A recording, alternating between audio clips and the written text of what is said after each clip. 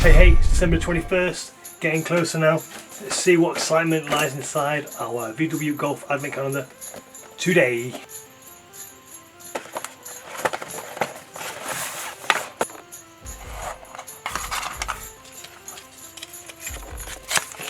This alternative background for the base, so I have two now. It's always good to have choice. We'll start with two more facts about the Mark 1 Golf. Over 100,000 visitors turn up each year for the legendary convention at Wolverstone, and typical elements of a Golf 1 GTI have a plaid upholstery, the spittoon steering wheel and the golf ball gear knob. Today we've got a bit of history on the Mark 7 Golf Club Sport, excellent variation on the GTI.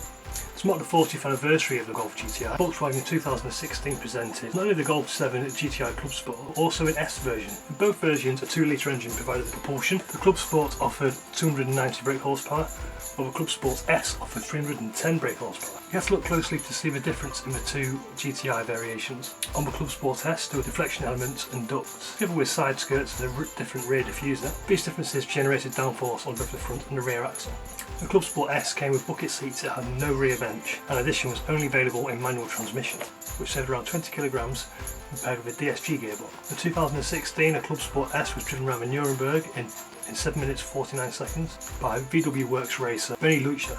He set a new record for front-wheel drive production cars. Only 400 of the Club Sport-S were ever built, and only 100 of those were available in Germany, and they were sold out very quickly.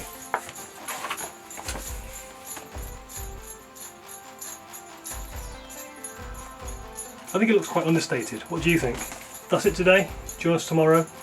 We're getting closer now, and then on Christmas Day we will assemble all the bits and see it all put together.